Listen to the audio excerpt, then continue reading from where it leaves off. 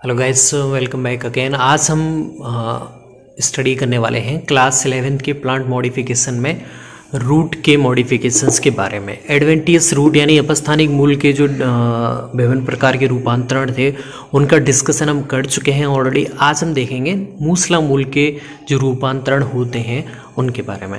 तो सबसे पहले हम बेसिक आइडिया लेते हैं कि मूल किस लिए ज़रूरी होती है, क्या इसके डिवाइडेशन होते हैं। तो मूल का वर्क क्या होता है?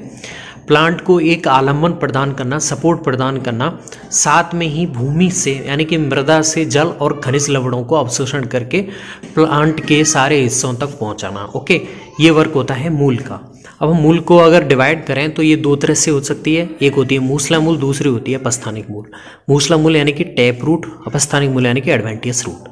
ठीक है, अगर आप बीजों के अंकुरण के किस बेसिक डायग्राम पे जाएं तो ये आपका डाइकोट बीज है और इसमें ये मूलांकुर है। बीज से नीचे वाला पार्ट मूलांकुर है जो रूट सिस्टम बनाता है, जबकि ऊपर वाला पार्ट ये प्रांकुर है जिसे प्लूमूल बोलते हैं। और ये क्या बनाएगा? आपका सूट सिस्टम बनाता है, यानी कि ब्रांचेस बनाता है। पत्तियां, फूल वाला पार्ट जितना भी है वो प्रांकुर बनाएगा। ओके, मूसला मूल में देखते हैं। अब इसके डायग्राम देखिए, ये है आपकी मूसला मूल। इसमें ये आपकी प्राइमरी ब्रांच है, ये सेकेंडरी ब्रांच है और ये आपकी टर्सरी ब्रांच है। ठीक है, अब अगर मूलांकुर से मूल बन रही है तो उसे मूसला मूल कहेंगे। अगर मूलांकुर के अलावा प्लांट का कोई सा भी हिस्सा हो, चाहे वो तना हो, चाहे वो नोड हो, इंटर नोड हो, किसी से भी अगर कोई रूट बनती है तो वो अपस्थानिक मूल ही कहलाएगी।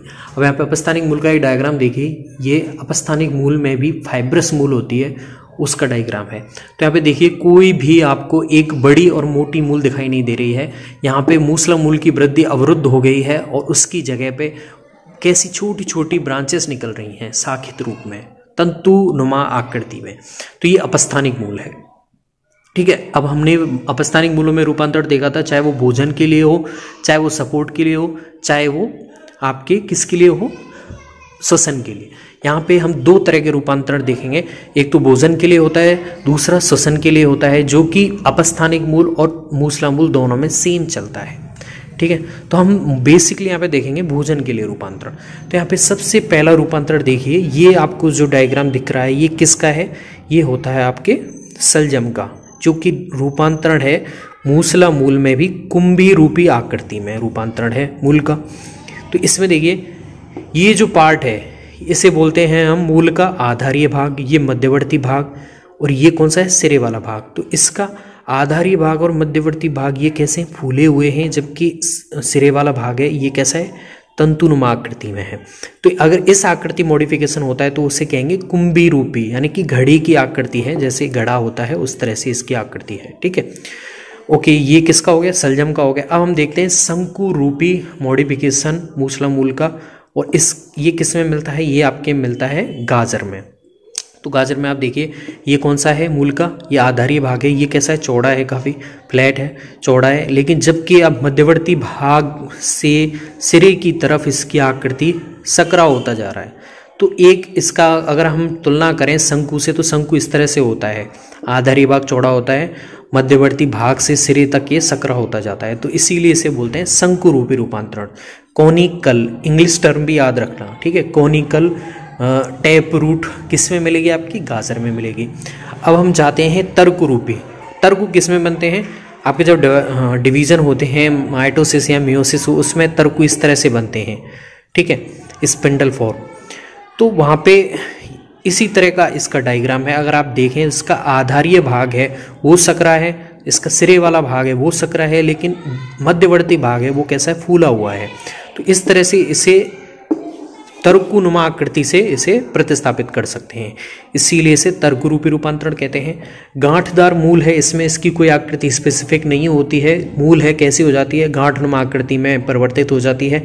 ये आपके मिलता है मिराबिलिस, यानी गुल्ले बांस जो प्लांट होता है उसकी रूट कैसी होती है? गांठदार मूसला मूल होती है। ग्रंथिल मूल ये आपके मिलते हैं जिनमें नाइट्रोजन फिक्सेशन होता है, लेग्यूमिनेसी प्लांट। ठीक है, इन प्लांट की रूटों में आपको छोटी छोटी नोडुल्स मिलते हैं, ग्रंथियां मिलती हैं, जिनमें आपके राइजोबियम जीवाणु निवास करता है और इसी जीवाणु के द्वारा नाइट्रोजन का स्थिरीकरण किया जाता है। तो इन्हें बोलते हैं ग्रंथिल मूल। ओके, अब दूसरा हमारा ये हमने देखा है भोजन के लिए। अब हम श्वसन के लिए जो रूपांतरण पढ़ते हैं उसमें हमने पढ़ा था पहले से ही, लवणीय भूमियों में उगने वाले प्लांट हैं उनकी जड़ें ऊपर की तरफ निकलती हैं, क्योंकि जिस जगह पे वो ग्रो कर रहे हैं उस जगह ना तो ज़मीन में ऑक्सीजन मिल रही है, ना उन्हें लवड़ के आसपास वाला जो जल है उसमें ऑक्सीजन मिल रही है, इसीलिए वो वातावरण की ऑक्सीजन लेने के लिए बाहर आती है। बिना ऑक्सीजन के प्लांट सर्वाइव नहीं कर पाएगा, इसीलिए वो क्या बोलते हैं उन्हें, श्वसन मूल कहते हैं। तो अपस्थानिक मूल में भी हम पढ़ चुके हैं श्वसन मूल है, तो दोनों में सेम चलती हैं। तो ये कौन सी प्लांट हैं, जैसे राइजोफोर है, एफ्सीनिया है, जुन्सिया है, उन प्लांटों में, बेसिकली लवड़ी प्लांटों में। लेकिन यहाँ पे आप रूपांतरण देख सकते हैं, घड़ेनुमा आकृति में किस में मिलेगा, आपकी सलजम में, शंकुनुमा आकृति में आपकी गाजर में, तर्कुनुमा आकृति में आपकी मूली में, और गांठदार मूल मिराबिलिस जलापा में, और ग्रांथिल मूल आपकी लेगुमिनेसी कुल के प्लांट में। ओके, तो ये रूपांतरण हैं आपकी मूसला मूल के भोजन के लिए, एक श्वसन के लिए हो गया, बाकी के हम अपस्थानिक मूलों के रूपांतरण पढ़ चुके हैं। आई होप गाइस आपको समझ में आएगा। If you have any problem then comment on below.